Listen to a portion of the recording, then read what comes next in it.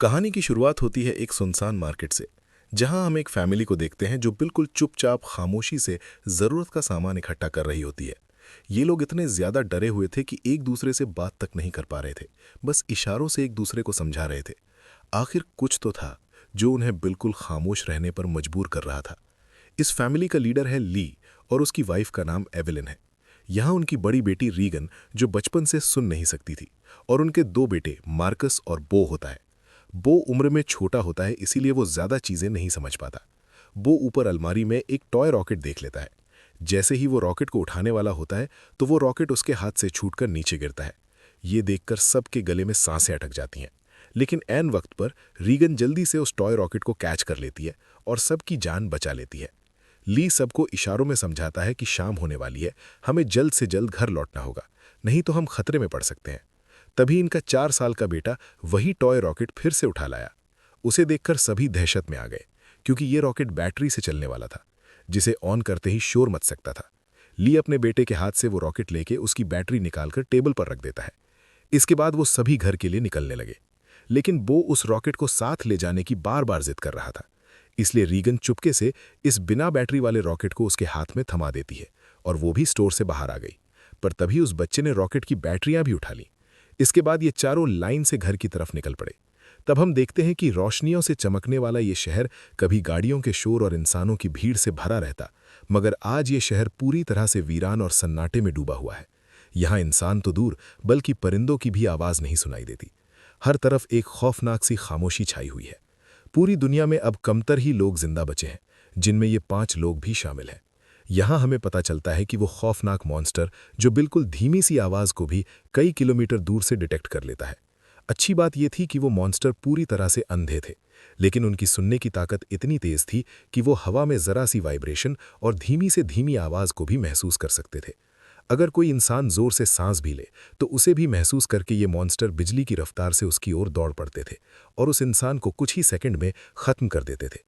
साथ ही साथ इन मॉन्स्टर्स की चमड़ी लोहे से भी ज्यादा मजबूत थी, जो उन्हें बंदूक की गोली और किसी भी हथियार से प्रोटेक्ट करती थी। दरअसल आज से 1 साल पहले ये मॉन्स्टर स्पेस से आए एक मीटियोरॉइड के जरिए इस धरती पर आए। ये मॉन्स्टर्स इतने ज्यादा तेज रफ्तार थे कि कुछ ही वक्त में ये पूरी धरती में फैल गए और इस दुनिया से लगभग सभी इंसानों का नामो निशान मिटा दिया। इन मॉन्स्टर्स से बचने का सिर्फ एक ही तरीका था, और वो था बिल्कुल शांत रहना, जो कि ली और उसकी फैमिली ये राज जान चुके थे। इसलिए उन्होंने खुद की पूरी तरह से सेफ्टी कर ली थी। ली ने अपने घर के चारों तरफ सीसीटीवी कैमराज लगा दिए थे, ताकि मॉन्स्टर के आने की खबर उनको लग सके। साथ ही उसने सीढ़ियों और रास्ते में कदम रखने वाली जगह पर एक खास तरह के निशान लगाए थे, ताकि उन क्रीचर्स को उनकी पैरों की आहट भी ना आ सके। और ली ने अपने घर में एक अंडरग्राउंड बंकर भी बनाया था, जहां ये इन मॉन्स्टर्स पर रिसर्च करता था।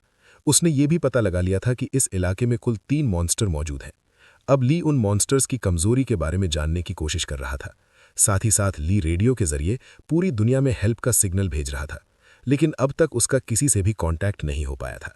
यहाँ हमें पता चलता है कि एवेलिन प्रेग्नेंट है और जल्द ही वो एक बच्चे को जन्म देने वाली है। अब क्योंकि ये बच्चा पैदा होने पर रोने लगेगा, इसलिए उन्होंने अपने आने वाले बच्चे के लिए एक साउंड प्रूफ बॉक्स बना लिया है, ताकि जब भी अगर बच्चा रोए तो उसके मुंह पर ऑक्सीजन मास्क रखकर उसे उस बॉक्स में छुपा दें, जिससे उस मॉन्स्टर को बच्चे की रोने की आवाज नहीं आएगी। इस मुश्किल हालात में मॉन्स्टर से बचने के लिए रेडी रहना बहुत जरूरी था, लेकिन ली की बड़ी बेटी रेगन सुन नहीं सकती थी, और ये कमी उसके लिए एक बड़ी मुसीबत बन सकती थी। इसलिए ली इसकी इस कमी को दूर करने की कोशिश में था। ली अपनी बेटी रेगन के लिए एक कॉक्लियर हियरिंग एम्पलीफायर बनाता है, और ली वो एम्पलीफायर रेगन को दे देता है। लेकिन रेगन इस एम्पलीफायर को लेकर खुश नहीं थी, क्योंकि उसे लगता था कि हमेशा की तरह ये एम्पलीफायर भी काम नहीं करेगा, क्योंकि ली अपनी बेटी रेगन के लिए पहले भी कई एम्पलीफायर बना चुका था। इसलिए रेगन पहले तो उस एम्पलीफायर को गिरा देती है, लेकिन जब वो उस एम्पलीफायर को टेस्ट करती है तो ये एम्पलीफायर काम कर रहा होता है। बाहरी दुनिया की आवाज़ सुनते ही वो खुशी के मारे रोने लगती है, और साथ में रेगन को अपने भाई की याद भी आती है। रेगन आज भी खुद को अपने भाई की मौत का जिम्मेदार ठहराती है। उसे लगता है कि अगर उस दिन वो अपने भाई को टॉय रॉकेट नहीं देती तो आज उसका भाई जिंदा होता। रेगन अपने पिता के काम में हाथ बटाकर खुद को साबित करना चाहती थी, इसलिए रेगन अपने पिता के अंडरग्राउंड बंकर की तरफ जाने लगती है। लेकिन तभी उसके पिता उसे रोक लेते हैं और उसे अंदर जाने से मना कर देते हैं, क्योंकि 1 साल पहले रेगन के अपने छोटे भाई को टॉय रॉकेट देने की गलती की वजह से अब वो रेगन पर बिल्कुल भी भरोसा नहीं करता। उसे डर लगता है कि नीचे अंडरग्राउंड बंकर में माइक्रोफोन, रेडियो और भी कई सारी चीजें हैं। अगर गलती से भी रेगन का हाथ किसी ऐसी चीज के साथ लग गया जो साउंड क्रिएट करती हो, तो हमारी जान खतरे में पड़ सकती है। अगले दिन ली अपने बेटे मार्कस के साथ मछलियां पकड़ने नदी पर जा रहा होता है। रेगन भी उनके साथ जाना चाहती थी। रेगन ली से रिक्वेस्ट करती है कि प्लीज मुझे भी अपने साथ ले चलो, पर ली ने उसे अपने साथ ले जाने से मना कर दिया। वो रेगन से कहता है कि तुम्हारी माँ घर पर अकेली है, इसीलिए तुम घर पर अपनी माँ का ख्याल रखो। जिसके बाद ली मार्कस के साथ नदी की तरफ निकल गया। ये बात रेगन को बहुत ज्यादा बुरी लगती है और वो नाराज हो जाती है। उसे लगता है कि उसके पिता उसे प्यार नहीं करते, इसलिए वो अपना बैग पैक करके वो भी घर से कहीं निकल गई और सीधा उस जगह पर आई जहां पर उसके भाई को मॉन्स्टर ने मार डाला था। वो अपने भाई के कब्र के पास लेटकर रोने लगती है और कुछ ही देर में यहीं पर रेगन की आंख लग जाती है। दूसरी तरफ एवलिन घर पर बिल्कुल अकेली थी। कुछ देर बाद वो बेसमेंट से कपड़े धोकर उन्हें बोरी में भरकर बाहर ले जा रही थी। तभी सीढ़ी पर लगा एक नुकीला कील उनके पैर रखने के निशान पर था, पर एवलिन उसे देख नहीं पाई। उधर ली और मार्कस मछली पकड़ने में लगे थे। कुछ देर बाद ली अपने बेटे मार्कस को एक झरने के पास ले आता है और ली अपने बेटे से कहता है कि यहाँ तुम बात कर सकते हो, क्योंकि पानी के झरने की वजह से तुम्हारी आवाज़ उसमें हाइड हो जाएगी और तुम्हारी आवाज़ उस मॉन्स्टर तक नहीं पहुंच पाएगी। अब तुम खुलकर बात कर सकते हो। वो दोनों झरने के पास बैठकर बातें करने लगते हैं। मार्कस पूछता है कि क्या वो बो की मौत का जिम्मेदार रेगन को मानते हैं, जिस पर ली जवाब देता है कि जो कुछ भी बो के साथ हुआ उसमें किसी की भी गलती नहीं थी। लेकिन मार्कस ली को बताता है कि रेगन आज भी बो की मौत का जिम्मेदार खुद को ठहराती है, इसलिए तुम्हें रेगन को ये बात बतानी चाहिए कि उस दिन तुम्हारी कोई गलती नहीं थी। इसी दौरान एवलिन ने अपने मर चुके बेटे की तस्वीर लिए उसकी याद में आंसू बहा रही थी। तभी अचानक उसे लेबर पेन शुरू हो गया, यानी कि उसकी डिलीवरी का टाइम आ चुका था। वो फोटो फ्रेम हाथ में लिए हुए जल्दी से बेसमेंट की तरफ जाने लगी, पर तभी सीढ़ियों से नीचे उतरने की जल्दी में उसका पैर उस नुकीले कील पर धंस गया। एवलिन दर्द से तड़प उठी, पर उसने अपने मुंह से आवाज नहीं निकाली। लेकिन उसके हाथ से उसके बेटे का फोटो फ्रेम छूट गया और तेज आवाज के साथ नीचे गिरकर टूट जाता है। एवलिन ने जैसे तैसे करके अपने पैर को खींचकर उस कील से बाहर निकाला। इस दौरान उसे इतनी तकलीफ हुई कि उसका चेहरा पूरी तरह से लाल हो गया, लेकिन वो खुद पर काबू रखते हुए अपने मुंह से आह तक नहीं निकालती, क्योंकि उसे पता था कि आवाज निकालने का मतलब अपनी मौत को दावत देना है। वो लंगड़ाती हुई नीचे आकर लाइट का स्विच ऑन करती है, जिससे बाहर रेड लाइट जल पड़ी। अब वो वापस ऊपर की तरफ लौटने लगी, पर तभी उसने कुछ देखा जिससे उसके गले में सांस अटक गई। असल में वो मॉन्स्टर उसके घर तक पहुंच चुका था। दरअसल जब एवलिन के हाथ से वो फोटो फ्रेम गिर गया था तो उस आवाज को मॉन्स्टर ने सुन लिया था। डर से कांपती एवलिन दीवार के पीछे छिप गई। दूसरी तरफ ली और मार्कस मछलियां पकड़कर घर वापस लौट रहे थे। तभी दूर से उन्होंने देखा कि घर के चारों ओर रेड लाइट जल रही है। ली समझ गया कि एवलिन खतरे में है। वो तुरंत घर की तरफ भागा। उधर बेसमेंट में छिपी एवलिन डर के मारे कांप रही थी और वो मॉन्स्टर उसे घर के हर एक कोने में ढूंढ रहा था। तभी एवलिन को बेसमेंट में एक टाइमर मिला। यहाँ एवलिन समझदारी से काम लेते हुए उस टाइमर में कुछ सेकंड्स का टाइम सेट करके उसे एक कोने में रख देती है और जल्दी से एक दूसरे कोने में आकर छुप जाती है। इतने में वो मॉन्स्टर वहां हलचल महसूस कर लेता है और वो धीरे धीरे उस हलचल वाली जगह की तरफ बढ़ने लगा।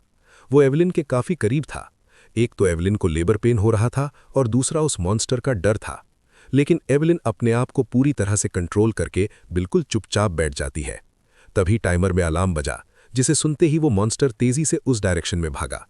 मौके का फायदा उठाते हुए एवलिन जल्दी से अंडरग्राउंड बेसमेंट से बाहर निकली, पर वो जैसे ही मेन डोर से बाहर निकलने वाली थी तो उसने देखा कि एक और मॉन्स्टर घर के बाहर यहाँ-वहाँ घूम रहा है। इसलिए एवलिन वहीं पर दीवार के साथ छिप गई। उधर ली मार्कस के साथ दूर से ये सब कुछ देख रहा था। ली समझ गया कि अगर मैं अपनी बीवी को बचाने के लिए घर पर जाऊंगा तो मैं अपनी बीवी को बचाने के बजाय हम दोनों की जान जा सकती है, क्योंकि उस मॉन्स्टर की बॉनी इतनी सख्त है कि उसे बंदूक से मार पाना इम्पॉसिबल है। इसलिए वो अपने पहले से बनाए हुए एक प्लान पर काम करने लगा। ली ने जल्दी से मार्कस को टॉर्च दिया और उसे जल्दी फ्लेयर रॉकेट चलाने को कहा, जो उन्होंने घर से दूर एक जगह पर पहले ही वहां सेट कर रखे थे। जिसके बाद मार्कस तेजी से रॉकेट की तरफ भाग निकला। दूसरी तरफ एवलिन ऊपरी मंजिल में मौजूद बाथटब में भाग आई। वो बहुत ज्यादा तकलीफ में थी। अब वो और ज्यादा देर तक बच्चे को रोक नहीं सकती थी। वो बस बच्चे को जन्म देने ही वाली थी कि उसकी सिसकियों की आवाज को महसूस करता हुआ वो मॉन्स्टर बाथरूम के करीब आ चुका था। एवलिन को समझ आ चुका था कि अब जिंदा बच पाना नामुमकिन है। तभी उधर मार्कस ने रॉकेट्स चला दिए, जिससे आसमान में तेज आवाज के साथ फ्लेयर्स शुरू हो गईं, जिसे सुनकर वो मॉन्स्टर एवलिन को यहीं पर छोड़कर तेजी से उस आवाज की तरफ भागा और उसी पल दर्द को दबाए बैठी एवेलिन जोर से चीख पड़ी, जिसकी आवाज़ रॉकेट्स के शोर में दब जाती है। ये रॉकेट्स का शोर और लाइट्स दूर से रेगन भी देख लेती है और वो घर की तरफ निकल पड़ती है। थोड़ी देर बाद ली बंदूक लेकर घर के अंदर आया। उसने देखा कि सीढ़ियों पर पैरों के खून के निशान लगे हुए हैं। वो उन निशानों का पीछा करते हुए बाथरूम तक पहुंच जाता है। वहां पहुंचकर वो देखता है कि बाथटब खून से लाल है। वो समझ गया कि एवेलिन भी उस मॉन्स्टर का शिकार हो चुकी है। वो आंसू बहाता हुआ वहीं बैठ गया, पर तभी शावर रूम के कांच पर किसी ने हाथ रखा। वो कोई और नहीं बल्कि एवेलिन ही थी। एवेलिन ने इस मुश्किल हालात में भी खुद को संभालकर एक बेटे को जन्म दिया था। एवेलिन को जिंदा पाकर ली की आंखें खुली की खुली रह गईं। अब इससे पहले कि बच्चे की रोने की आवाज आती, ली तुरंत एवेलिन और बच्चे को उठाकर अंडरग्राउंड रूम में ले आया, जिसके बेसमेंट में उन्होंने बच्चे के लिए साउंड प्रूफ बॉक्स बनाया था। लेकिन बेसमेंट में घुसने से पहले ही बच्चे ने रोना शुरू कर दिया, जिसे सुनकर वो मॉन्स्टर तेजी से उनकी ओर आने लगा। ली जल्दी से अंडरग्राउंड रूम में घुसा और दरवाजे को एक मोटे मैट्रेस से ढक दिया। ली ने फौरन बच्चे के मुंह पर ऑक्सीजन मास्क लगाया और उसे बॉक्स में बंद कर दिया, जिससे उसके रोने की आवाज बंद हो गई। तब जाकर उन दोनों ने राहत की सांस ली। यहां ली अपनी वाइफ एवेलिन को बताता है कि मैं इन क्रिएचर्स की कमजोरी जान चुका हूं। अब जल्द उनके लिए मैं एक औजार तैयार करने वाला हूं, जिससे ये क्रिएचर्स हमारा कुछ नहीं बिगाड़ पाएंगे। इसी दौरान दूसरी ओर रेगन भी घर लौट रही थी। तभी उसे खेतों के बीच एक लाइट जलती हुई नजर आई। रेगन जल्दी से उस लाइट के पास आने लगी, लेकिन वो इस बात से अनजान थी कि एक मॉन्स्टर उसके कदमों की आहट से उसके पीछे चलता आ रहा था। जैसे ही वो मॉन्स्टर रेगन को मारने के लिए उसके काफी करीब आया, तभी अचानक रेगन की कान की मशीन से एक नुकीली और तेज फ्रीक्वेंसी निकली। इस नुकीली आवाज से वो मॉन्स्टर तड़पने लग जाता है, जैसे ये आवाज उस मॉन्स्टर के कान के अंदर सुई की तरह चुभ रही हो। इस आवाज को ये मॉन्स्टर ज्यादा देर तक बर्दाश्त नहीं कर पाता और जल्दी वहां से भाग गया। वहीं ये आवाज रेगन के कानों को भी चुभ रही, पर जैसे ही वो मॉन्स्टर वहां से भागा, रेगन के कान में तकलीफ बंद हो गई। लेकिन रेगन को समझ नहीं आया कि आखिर उसके कान की मशीन ने ऐसा क्यों किया। वो इस पर ज्यादा ध्यान न देते हुए लाइट के पास पहुंच जाती है। तभी उसने पाया कि वो रोशनी एक टॉर्च की थी। जैसे ही रेगन उस टॉर्च को उठाने गई, तभी अचानक किसी ने उसका हाथ पकड़ लिया। वो कोई और नहीं बल्कि मार्कस था, जो डर से कांपता हुआ यहां छिपा हुआ था। अपनी बहन को देख मार्कस की घबराहट दूर हो गई। वो रेगन से कहता है कि मैं झाड़ियों से तुम्हें छुपकर देख रहा था। तुम्हारे पीछे वो मॉन्स्टर भी आ रहा था, लेकिन पता नहीं वो मॉन्स्टर तुम्हारे करीब आते ही अचानक भाग गया। ये सुनकर रेगन बहुत ज्यादा डर जाती है, क्योंकि उसे ये भी पता नहीं था कि उसके पीछे मॉन्स्टर आ रहा है। वहीं दूसरी तरफ एवेलिन को अपने बच्चों की चिंता हो रही थी। वो ली से कहती है, मुझे डर लग रहा है कि कहीं उस मॉन्स्टर ने मेरे बच्चों को खा नहीं लिया हो। तुम जल्दी से मेरे बच्चों को ढूंढ लाओ। इसीलिए ली अंडरग्राउंड रूम में अपनी वाइफ और बच्चे को सुलाकर वहां से बाहर निकलता है। पहले वो यहां वहां खतरा ढूंढने लगता है, मगर अब वो मॉन्स्टर भी वहां से जा चुका था। पर उसने पूरा घर तहस नहस कर दिया था, जिससे वहां मौजूद पानी का एक पाइप भी टूट गया था और पानी सीधा नीचे अंडरग्राउंड रूम में जा रहा था। लेकिन ली का इस पर ध्यान नहीं गया और वो बच्चों को ढूंढने खेतों की ओर निकल पड़ा। इस दौरान उधर मार्कस और रेगन अनाज रखने वाली टंकी के ऊपर छिपे हुए थे और आग लगा लेते हैं, ताकि इस आग को देखकर उनके पिता यहां आ जाएं। ली भी अपने बच्चों को यहां वहां ढूंढने लगता है। कुछ देर बाद पानी के शोर से एवेलिन की आंख खुल जाती है। उसने देखा कि पूरा बेसमेंट पानी से भर चुका था। पानी ऊपर से झरने की तरह बहकर नीचे आ रहा था। इतने में एवेलिन की नजर अपने बच्चे के बॉक्स पर पड़ी। वो बॉक्स खुला हुआ था, पर वहां से बच्चे की जरा सी भी आवाज नहीं आ रही थी। एवेलिन जैसे ही बॉक्स के पास जाने लगी, तभी उसे बॉक्स के पास ही सामने से एक मॉन्स्टर नजर आया। उसे देखकर एवेलिन बहुत ज्यादा घबरा गई। एवेलिन को लगा कि शायद मॉन्स्टर ने उसके बच्चे को खा लिया है, क्योंकि एवेलिन को वो बॉक्स तो नजर आ रहा था, लेकिन वो बॉक्स उससे काफी दूर था। इसलिए वो बॉक्स के अंदर देख नहीं सकती थी कि बच्चा अभी भी जिंदा है या फिर मॉन्स्टर ने उसे खा लिया। इसलिए वो धीरे धीरे बॉक्स की तरफ बढ़ने लगी। तभी वो मॉन्स्टर भी पानी में उतर जाता है। लेकिन एवेलिन जब बॉक्स के करीब पहुंची, तो उसने देखा कि उसका बच्चा सही सलामत है। खुशकिस्मती से बच्चे ने आवाज नहीं किया था, जिस वजह से उसकी जान बच गई थी। वो अपने बच्चे को लेकर एक कोने में आकर चुपचाप खड़ी हो गई। पर वो मॉन्स्टर मौत बनकर एवेलिन के पास ही मंडरा रहा था। अगर बच्चे के मुंह से जरा सी भी रोने की आवाज निकलती, तो उनकी मौत पक्की थी। दूसरी ओर रेगन और मार्कस अपने पिता का इंतजार करते करते थक चुके थे। रेगन को लगता है कि उनके पिता उन्हें बचाने के लिए नहीं आएंगे। अब वो अकेले ही घर जाना चाहती थी, लेकिन मार्कस को अपने पिता पर पूरा यकीन था। अपनी बहन को जाता देखकर मार्कस उसे रोकने की कोशिश करता है, लेकिन जैसे ही वो अपनी बहन को रोकने के लिए आगे बढ़ता है, तो अनाज की टंकी का दरवाजा खुलकर वो उसके अंदर गिर जाता है। गिरते वक्त मार्कस के मुंह से तेज आवाज निकल जाती है, जिसे सुनते ही वो मॉन्स्टर जो एवेलिन को घर में ढूंढ रहा था, वो फौरन उस आवाज के पीछे भाग पड़ा, जिससे एवेलिन तो बच गई, लेकिन अब मार्कस की जान खतरे में पड़ गई। अनाज से भरी वो टंकी दलदल की तरह थी, जिसके अंदर फंसा मार्कस बाहर आने के लिए जितना जोर लगा रहा था उतना ही वो उसके अंदर धंसता जा रहा था। यहाँ रेगन टंकी का दरवाजा तोड़कर उसे नीचे अनाज में फेंक देती है और खुद भी नीचे टंकी में कूद जाती है। मार्कस जैसे ही अनाज में डूबने वाला था, रेगन उसे पकड़कर बाहर निकाल लेती है और ये दोनों दरवाजे के ऊपर बैठ जाते हैं, जिससे उनकी जान बच जाती है। लेकिन इन दोनों की हलचल को मॉन्स्टर ने सुन लिया था, इसलिए वो मॉन्स्टर खेत के रास्ते से तेजी से होते हुए टंकी की तरफ बढ़ता है। ली मॉन्स्टर को तेजी से टंकी की तरफ जाता हुआ देखकर समझ जाता है कि उसके दोनों बच्चे अनाज की टंकी के पास हैं। रेगन ने मार्कस की जान तो बचा ली थी, लेकिन उसका कोई फायदा नहीं होने वाला था, क्योंकि इतने शोर शराबे के बाद मौत का साया तेजी से उनकी तरफ बढ़ रहा था। अगले ही पल वो मॉन्स्टर भी टंकी के अंदर कूद पड़ा। वो उन दोनों को मारने के लिए जैसे ही आगे बढ़ा, तभी रेगन की कान की मशीन से एक बार फिर एक नुकीली आवाज निकलने लगी। ये आवाज उस मॉन्स्टर के लिए बहुत ही ज्यादा पेनफुल होती है, इसलिए वो बिना उन्हें मारे वहां से निकल जाता है। रेगन और मार्कस मौत के मुंह से बाल बाल बच गए और टंकी से बाहर निकल आए। बाहर ली भी उन्हें ढूंढता हुआ आ पहुंचा था। वो अपने बच्चों को सही सलामत देखकर बहुत खुश होता है। इस दौरान एवलिन भी ये सब कुछ सीसीटीवी रूम से देख रही थी। तभी ली को पता चलता है कि अभी भी वो मॉन्स्टर यहाँ आसपास है। उसने बच्चों को फौरन सामने मौजूद गाड़ी की ओर भेज दिया और खुद एक कुल्हाड़ी उठाकर आसपास नजरें दौड़ाने लगा, लेकिन वो क्रिएचर ठीक उसके ऊपर होता है। ली जैसे ही पलटकर पीछे देखता है, वो मॉन्स्टर उसे अपने पंजे से मारकर दूर फेंक देता है।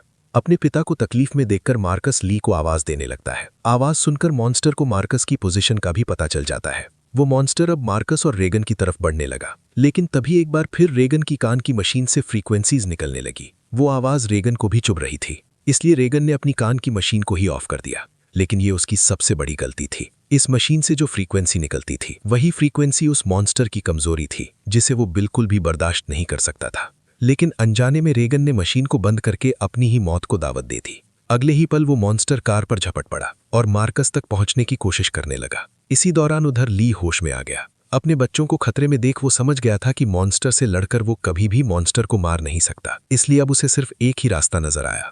उसने रेगन को इशारों में बताया कि मैं तुमसे बहुत ज्यादा प्यार करता हूँ। मैंने तुम्हें कभी भी बो की मौत का जिम्मेदार नहीं ठहराया है और मेरे होते हुए तुम्हें कुछ नहीं हो सकता। जिसके बाद ली जोर से चिल्लाने लगा। उसे सुन वो मॉन्स्टर ली की तरफ दौड़ पड़ा और एक ही झटके में उसे चीर फाड़ कर रख दिया। अपने पिता को मरता हुआ देखकर रेगन को बहुत ज्यादा दुख होता है, क्योंकि पहले उसे लगता था कि उसके पिता उससे प्यार नहीं करते, लेकिन अब उसे रियलाइज हुआ कि वो गलत थी। ली को मारने के बाद वो मॉन्स्टर वहां से चला जाता है। दूसरी तरफ एवलिन भी ये सब कुछ सीसीटीवी के जरिए देख रही थी। तभी रेगन उसी वक्त गाड़ी स्टार्ट करके अपने भाई के साथ घर आ पहुंचती है। एवलिन ने अपने बच्चों को सही सलामत देखते ही सीने से लगा लिया। तभी एवलिन ने देखा कि वो मॉन्स्टर एक बार फिर से उनकी तरफ आ रहा है, जिसके बाद ये लोग जल्दी से घर के अंदर चले जाते हैं, जहां मार्कस और रेगन अपने छोटे भाई को देखते हैं। रेगन देखती है कि उसके फादर उसके कॉक्लियर इम्प्लांट के लिए कितनी मेहनत कर रहे थे। अब वो अपने फादर को बहुत ज्यादा मिस करने लगती है। कुछ देर बाद वो मॉन्स्टर उनके घर घुस आया। एवलिन यहाँ बंदूक तानकर उसके सामने खड़ी हो गई। एवलिन के पास बंदूक तो थी, पर वो जानती थी कि उसकी गोली उस मॉन्स्टर की मोटी घाल का कुछ नहीं बिगाड़ सकती, इसलिए अब उन्हें अपनी मौत अपनी आंखों के सामने नजर आ रही थी। लेकिन जैसे ही ये मॉन्स्टर उन लोगों को मारने के लिए आगे बढ़ा, तभी अचानक रेगन के कान में तकलीफ होने लगी। लेकिन दूसरी तरफ उसने देखा कि वो मॉन्स्टर भी अचानक तड़पने लगा। यानी जैसे ही रेगन के कानों में तकलीफ शुरू हुई, तभी दूसरी तरफ वो मॉन्स्टर भी उससे कई गुना ज्यादा तकलीफ महसूस करने लगा। रेगन समझ जाती है कि उसके कान में लगी मशीन जो उसके पिता ने बनाई थी, उसका इस मॉन्स्टर के साथ कोई कनेक्शन है। तभी रेगन का ध्यान अपने पिता के रिसर्च पर गया, जिससे रेगन को पता चला कि उसके कान के मशीन से निकलने वाली हाई पिच फ्रीक्वेंसी उस मॉन्स्टर की कमजोरी है। रेगन को समझ आ गया था कि जब भी ये मॉन्स्टर मेरे करीब आता तो मेरे कान में तकलीफ होने लगती और ये मॉन्स्टर वहां से भाग जाता, इससे पहले कि ये मॉन्स्टर उन्हें मार देता। रेगन जल्दी से अपने कान में लगे कॉक्लियर इम्प्लांट का पावर और ज्यादा बढ़ा देती है, जिससे निकली हाई पिच साउंड से वो मॉन्स्टर अचानक तड़पने लगा। ऐसा लग रहा था कि जैसे वो हाई पिच साउंड उस मॉन्स्टर के पूरे शरीर में सुइयां चुबा रही हो। यहाँ रेगन की माँ भी समझ जाती है कि ये सारा कमाल कॉक्लियर इम्प्लांट का है, लेकिन पावर बढ़ाने से रेगन के कानों में भी और ज्यादा तकलीफ होने लगी। इसीलिए रेगन समझदारी से काम लेते हुए वहां रखे एक माइक्रोफोन के साथ उस कान की मशीन को लगा देती है, जिससे वो फ्रीक्वेंसी साउंड वेव और ज्यादा तेज हो गई। अब तो उस मॉन्स्टर का दर्द से बुरा हाल हो गया और उसकी खोपड़ी का आर्मर अपने आप ही खुलने लगा। आर्मर खुलते ही जैसे ही उसका मुंह नजर आया, तभी एवलिन ने शॉटगन से सीधे उसके मुंह पर ही फायर कर दिया, जिससे उसकी खोपड़ी एकदम गुब्बारे की तरह फट गई और आखिरकार वो मॉन्स्टर मारा गया। हालांकि खतरा अभी टला नहीं था। गोली की आवाज सुनकर उस इलाके में मौजूद बाकी के 2 और मॉन्स्टर्स भी उनकी ओर आने लगे। लेकिन अब रेगन और एवलिन को उन मॉन्स्टर्स की कमजोरी मालूम चल चुकी थी, इसलिए रेगन ने माइक का वॉल्यूम फुल कर दिया और एवलिन उन मॉन्स्टर्स को मारने के लिए तैयार हो गई। इसी के साथ ये कहानी खत्म हो जाती है। अगर आपको वीडियो अच्छी लगी हो तो हमारे चैनल को सब्सक्राइब और वीडियो को लाइक जरूर कीजिएगा। और अगर आपको इस मूवी का सेकंड पार्ट चाहिए तो नीचे कमेंट में पार्ट 2 लिखें।